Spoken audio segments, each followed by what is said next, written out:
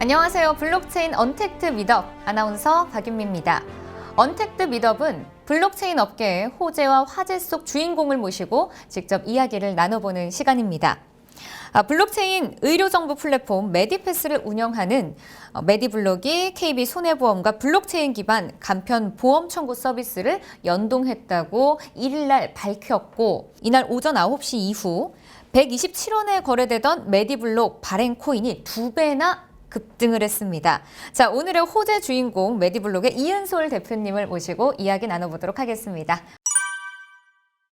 안녕하세요, 대표님. 안녕하세요. 네. 자, 흔히 이 대표님을 모시고 과거 출신의 의사이면서도 블록체인 업계의 길이나라고 표현을 하던데요. 어떻게 생각하시나요? 길이나라고 하는 표현까지는 조금 강하다고 생각을 네, 하고요. 맞아요. 근데 이제 과거 출신의 의사이면서, 근데 네. 사실 과거 출신의 의사는 굉장히 많은데 의사 출신으로 사업을 하는 사람 많지 않은 것 같고요. 그렇죠. 또 그 중에서 또 이제 저희는 블록체인 기술을 이용을 해가지고 새로운 플랫폼 만들어가고 있는데, 아무래도 다른 것보다 조금 한 박자 앞서서 시작을 했으니까 뭐 이런 말씀들을 하는 게 아닐까 이렇게 생각을 좀 하고 있습니다. 네, 맞습니다. 사실 지금 의료정보 시스템에서는 개인의 의료정보가 개별 의료기관 이 중심으로 관리가 되고 있잖아요. 자, 이것 때문에 사실 저도 불편한 게 좀 많았거든요.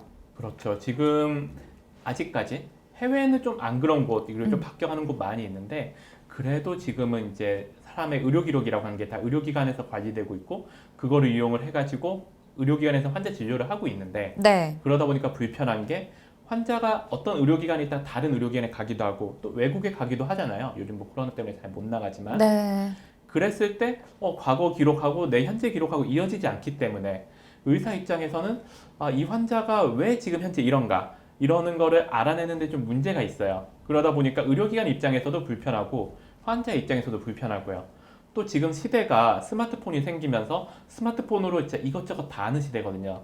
뭐 운동도 하고 그다음에 건강관리도 하고 뭐 사진도 열람하고. 네. 근데 이게 제대로 건강관리를 받으려고 하면 의료기관에서 뭐 검사한 기록이라든지 아니면 의사가 처방한 거라든지 이런 거를 이용을 한 다음에 건강관리를 받을 수 있어야 되는데, 그게 또 이어져 있지 않다 보니까 환자가 스마트폰을 이용을 해도 건강관리 받는데 제한이 있는 거예요. 네. 그런 한계점들이 있어가지고 지금 많은 문제가 발생을 하고 있고 불편함이 발생을 하고 있습니다. 네, 맞습니다. 이렇게 본다면 개인의 입장에서는 내 의료 기록을 정부 공유하고 싶지 않은 면도 있거든요. 예를 들어서 뭐 내가 한번 정신과 치료를 받았다던가 이런 의료 기록은 사실 공개하고 싶지 않은 부분인데, 아마 이 부분에서 좀 많이 도움이 될 것 같아요. 그렇죠. 지금 사실 이제 데이터의 시대라고 얘기를 많이 하고 있고, 그렇게 해서 의료 데이터 활용하는 방법으로 빅데이터 방법론이라는 게 제시가 되고 있습니다. 네. 근데 이 방법론은 아까 아나운서님께서 말씀하신 것 같은 문제점들이 있어요. 병원에서 뭐 대량의 데이터를 다른 곳에 넘겨줄 때 환자가 공개하고 싶지 않은 기록이 함께 공유되기도 하고, 그게 뭐 익명화되고 가명화된다고 하더라도 그런 데이터가 포함이 될 수는 있다고 생각을 하고요. 물론 익명화 가명하면 큰 문제는 없을 거라 생각은 합니다만, 그런데 이제 개인이 자신의 의료 데이터를 가지고 자기가 주도적으로 이 데이터는 공개도 될 것 같아, 이 데이터는 공개 안 하고 싶어, 말씀하신 것처럼 정신과 데이터라든지 네. 이런 거, 그렇게 자기가 주도적으로 관리하면서 공유를 하면 말씀하신 문제들이 다 없어지는 그런 시대가 오지 않을까 생각을 합니다. 이게 비단 뭐 의료 파트 문제만은 아니고, 그렇죠. 지금 이제 점점 개인 정보, 그 다음에 개인의 권리 이런 거를 강화하는 시대이잖아요. 네. 모든 것은 이제 개인의 동의를 바탕으로 하게 되어 있고, 그거에 굉장히 걸맞는 시스템을 지금 저희가 만들어가고 있다, 이렇게 좀 말씀드려도 될 것 같습니다. 네, 맞습니다. 지금 대표님께서 말씀하신 것처럼 요즘 참 개인정보가 중요해졌잖아요. 자, 이럴 때 그런 메디블록이 자, 이번에는 메디패스를 통한 실손 보험 청구 서비스를 공지를 했습니다. 정말 실생활에 필요한 블록체인 기반 서비스인데 이 부분에 대해서 조금 더 구체적으로 좀 설명을 해주시죠, 대표님. 지금 말씀드린 이제 개인 중심의 의료정보 서비스, 이거의 대표적인 예시가 저희가 출시한 메디패스라고 생각을 합니다. 네. 왜 그러냐라고 하면, 이 메디패스라고 하는 서비스는 뭐 의료기관과 환자 그리고 보험사를 연결을 하고 있는 서비스인데요. 기존의 모델들은 의료기관과 보험사를 바로 연결을 한다든지 그런 식으로 진행을 했습니다. 그러다 보니까 개인이 원치 않게 데이터가 오간다든지 이런 문제들이 많이 있었는데요. 저희 서비스는 의료기관에서 개인에게 데이터를 주고 개인이 거기서 자기가 선택적으로 보험사에 넘겨준다든지 이렇게 해서 실손보험 청구를 할 수 있도록 하는 서비스입니다. 그래서 아까 말씀드린 어떻게 보면 개인의 그 주장, 개인의 권리를 훨씬 살리는 그런 서비스라고 볼 수 있을 것 같고요. 그래서 이런 것들을 잘 구현을 해가지고 실제 환자한테 필요한 환자는 요즘 실손보험 청구 많이 청구를 하고 있잖아요. 그렇죠. 그리고 그 절차도 요즘 좀 복잡하더라고요. 맞습니다. 지금 의료기관에 가면 종이 서류 의료기관부터 떼야 맞아요. 되고 그리고 그거를 뭐 보험 판매하신 분한테 드리기도 보내야 하고 되고 또는 이제 자기가 앱으로 촬영해서 보내기도 하는데 제가 가끔 그랬는데 그것도 또 일일이 뭘 확인해야 되는 부분이 많더라고요. 맞습니다. 네. 내가 어느 서류 떼야 되는지 이런 것도 좀 귀찮은 어려워요. 거고 그래서 그런 문제들을 저희 그 메디패스 서비스는 네. 이제 블록체인을 이용을 해가지고 자기 정보를 주체적으로 활용한다. 이 부분 외에도 서비스적으로 풀어냈습니다. 개인이 이제 자기가 언제 병원에 갔다 이것만 선택을 하면 네. 저희가 의료기관으로부터 필요한 서류들을 다 받아가지고 또 환자가 선택했을 때 보험사로 전송을 할 수 있게 하고 실손보험 청구를 바로 할 수 있게 이렇게 서비스를 하고 있습니다. 네. 자, 이렇게 말씀을 들어보면은 직접 병원에다가 우리가 전화하는 등의 절차는 필요가 없어지는 거잖아요. 아마 앞으로 이 서비스를 많은 병원에서 활용하면 좋을 것 같은데 또 병원의 입장을 또 우리가 좀 들어봐야 할 것 같습니다. 병원의 입장은 어떤가요? 저희 서비스가 이제 병원을 좀 넓혀가고 또 연동되는 보험사를 늘려감에 따라서 네. 사실 병원의 반응이 매우 좋습니다. 이게 왜 그러냐라고 하면 병원 입장에서도 환자들이 병원에 와서 뭐 원무 카페 줄 선 다음에 서류를 떼간다든지 네. 그리고 말씀하신 것처럼 뭐 전화 응대를 한다든지 이런 부분이 굉장히 감소를 하였거든요. 그냥 시스템적으로 자동적으로 이제 그걸 처리해 주니까 이런 부분에 대해서 병원이 굉장히 반기는 부분도 있고 그리고 또 그동안은 병원이 자체 앱이라든지 이런 걸로 이런 종류의 서비스를 제공하려고 했었습니다. 네.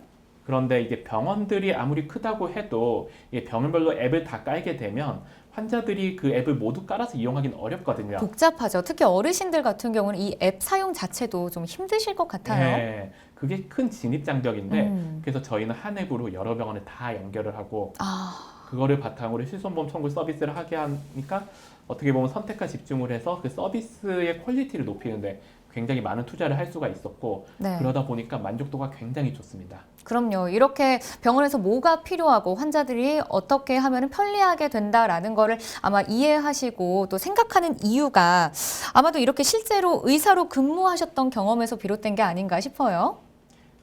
사실 맞는 말씀이고요. 네. 저도 이제 의료기관에서 한 2009년부터 2014년까지 서울 아산병원에서 이제 인턴과 레지던트 영상의학과 네. 전공의로서 이제 근무를 했었고 전문의가 되었었는데요. 그때 있으면서 의료기관 내 시스템도 굉장히 복잡도가 높고 그리고 IT 관점에서 봤을 때 가야 할 길이 멀구나 이렇게 생각을 했는데 환자 관점에서는 아예 시스템이 없다시피 한 거예요. 그나마 시스템이 있다라고 하면 의료기관 내부에서 쓰기 위한 거고 그때 막 스마트폰 나오고 앱이 막 나오던 시기인데 병원 앱이란 건 거의 있지 않았거든요. 그래서 환자 관점에서 오면 이런 게 너무 불편하겠다. 그렇죠. 이렇게 싶더라고요.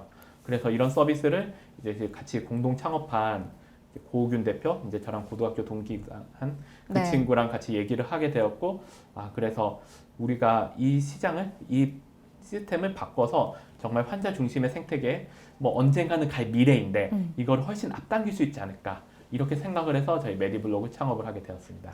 네, 우리가 지금까지 이 메디블록에 대해서 이야기를 조금 쫙 나눠봤는데 저는 지금 이 뉴스를 보고 사실 깜짝 놀랐어요. 이 작년이죠. 지난해 5월 빌 게이츠 재단에서도 이 기술력을 인정받으셨잖아요. 대단하십니다, 정말. 그거에 대해서도 좀 설명해 주시죠.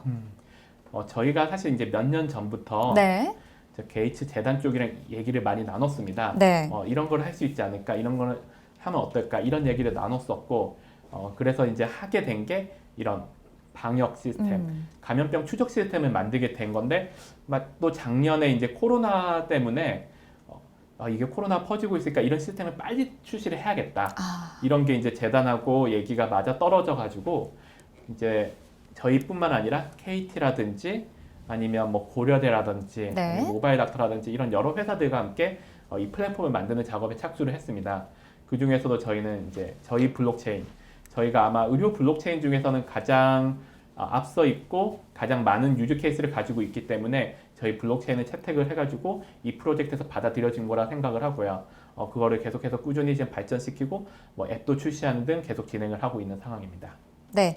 자, 요새 의료계에서는 이 코로나에 관련된 이슈가 많잖아요. 이 사실 백신 여건에 대해서도 이야기를 우리가 안 나눠볼 수가 없습니다. 이 백신 여건 어떻게 좀 진행 중인 건가요? 이 백신 여건이라고 하는 게 네. 사실 이제 앞으로의 가까운 미래에는 우리가 어느 나라에 간다든지 어디 여행을 간다든지 할 때 우리가 이런 예방 접종을 받았다 이런 네. 증명을 제시해야 되는 그런 시대가 가까운 미래에 있을 거라고 생각을 합니다. 이미 뭐 미국이나 그런 데서는 그런 이야기가 흘러나오고 있고 또 과거 사례를 봤을 때 예를 들어 황열이라는 질환이 있어요. 그러면 그 황열이라는 질환이 유행하는 국가에 갈 때는 이 황열 예방 접종을 맞았다 이 기록이 있어야만 그 국가에 들어갈 수가 있습니다. 오, 네. 그런 것처럼 코로나도 마찬가지로 그런 게 현실화 될 거라고 생각을 하고 있고요. 근데 황열 예방 접종이 나왔을 때는 아날로그 시대였어요. 네. 그래서 아날로그 방식으로 증명서를 제시했다라고 하면 앞으로는 디지털 방식으로 증명서를 제시를 해도 되는 시대가 될 거라고 생각을 하거든요. 물론 뭐 종이로 발행한 그런 증명서를 가지고 뭐 공항에 내밀었을 때 너는 해외여행을 가도 돼 이런 게 통과가 될 거라고 생각은 하지만 앞으로는 이제 뭐 앱에서 보여준다든지 이런 것들도 충분히 될 거라 생각을 하고 또는 앱에서 자기가 누르면 그쪽 뭐 공항이나 그쪽에 이제 출입국 관리하는 국에다가 전송이 된다는 이런 게 될 거라 생각을 해가지고 저희가 그 서비스를 사람들이 쉽게 편리하게 이용할 수 있도록 준비를 하고 있습니다. 네. 이 전 세계 국가에서도 백신 여건 출시를 좀 예고하고 있는 상황인데요. 또 세계적으로는 지금 어떻게 진행이 되고 있나요? 지금 뭐 IBM이랑 같이 해서 뭐 뉴욕에서도 뭐 내놨다고 얘기를 하고 있고 네. 여러 국가에서 이런 거를 많이 준비를 하고 내놓고 있어요. 사실 그 현황이 정말 한 10개가 뭐야 한 몇십 개 국가에서 몇십 그보다 훨씬 많은 프로젝트를 내고 그렇죠. 있는데요. 네, 요즘. 그래서 사실 큰 관심사 중에 하나는 결국 어떻게 보면 표준화입니다. 아, 어떻게 또 전 세계가 표준화로? 그렇죠. 네. 예를 들어 우리나라에서 수없이 많은 국가의 사람들이 입국하려고 할 텐데 그렇죠. 그들이 자기들만의 서비스를 내놓으면서 우리는 예방접종 예방접종 맞았어 이렇게 제시를 할 거라고 생각을 그럼 해요. 하나하나 다 다르게 된다면 다 해독을 해야 되고 예. 해석을 해야 되니까 또 그것만큼 또 시간이 또 오래 걸릴 것 같아요. 맞습니다. 그래서 그 예방접종 증명서를 이제 뭐 앱이나 여러 형태로 만드는 것도 중요할 텐데 이게 어떻게 보면 이제 다른 국가에서 만드는 거랑 호환이 될 수 있도록 어떻게 아니면 상호 운용성을 가질 수 있도록 서로 네. 교환이 될 수 있도록 그리고 또 뭐 WHO나 아니면 그런 항공협회 이런 데서 제시하는 기준 같은 게 있거든요. 그런 걸 얼마나 따랐나 이런 것들이 굉장히 중요한 성공 요소가 될 것 같고 굉장히 사람들이 이용하기 편하면서도 이런 표준이라는 거를 잘 따를 수 있는 이런 프로젝트가 결국 널리 쓰이고 표준으로서 받아들여지게 되는 이런 게 될 거라고 생각을 하고 있습니다. 네. 자, 이처럼 이렇게 백신 여건 프로젝트가 성공적으로 이루어졌으면 좋겠습니다. 자, 그럼 백신 여건에 이어서도 요즘 또 메디블록에서 의료 신분증을 도입하겠다라는 뉴스 기사가 오늘이죠. 5일 발표가 됐습니다. 이거에 대해서 조금 더 진행 상황에 대해서 한번 여쭤보고 싶습니다, 대표님. 사실 이 신분증이라고 하는 거는 네. 저희가 이제 DID라고 하는 기술이 있습니다. 어떻게 보면 이제 탈중앙화된 그런 신분을 증명을 하기 위한 표준화된 기술이고 인터넷 세상에 이제 앞으로의 표준일 거다라고 널리 받아들여지고 있는 표준이고 그리고 그거를 블록체인을 활용을 했을 때 가장 쓰기 좋다 이렇게 알려져 있어요. 근데 아까 말씀드린 이런 뭐 그 백신 예방 접종을 증명하는 뭐 이런 거라든지 이런 것이 모두 이 신분증 기반입니다. 이 DID라고 하는 기술에 기반을 하고 있고요. 네. 그래서 예전부터 저희는 이것을 연구하고 있었고 뭐 국가 과제로도 좀 진행을 했었고 하겠다고 얘기를 하고 있었는데 오늘 또 이제 기사가 새로 네. 왜냐하면 앱에 저희 기존의 R&D 앱 말고 실제 메디패스 앱에 처음 들어왔기 때문에 그런 기사가 난 게 있는 것 같고요. 이거로 사실 할 수 있는 일이 너무나 많습니다. 그렇죠. 많죠. 네. 앞으로는 이제 어떤 의료기관에 갈 때 다른 의료기관만의 어떤 뭐 증명서 또는 그 의료기관만의 신분증 같은 거 대신 저희 DID를 이용을 한 그런 신분증도 쓸 수 있을 거고 그 다음에 뭐 접수할 때 그리고 또 뭐 예약할 때 그리고 아까 말씀드린 그 예방접종 증명서 가입할 네. 때 이런 데 등 굉장히 많은 유즈 케이스가 앞으로 나올 예정이고 이거를 조금씩 소개를 해드릴 것 같습니다. 네, 말씀 고맙습니다. 자, 그냥 코인 투자가 아니라 실질적으로 도움을 주는 이 기술의 발전이 가상자산 시장으로 이렇게 확대가 되니까 더욱더 기분 좋은 투자가 될 것 같습니다. 자, 블록체인의 바퀴가 세상과 인류를 움직이는 또 인류를 위해서 움직이는 시간이 되길 바라면서 메디블록 이은솔 대표님과의 이야기는 여기서 마치도록 하겠습니다. 자, 시청해주신 여러분 고맙습니다. 고맙습니다. 감사합니다.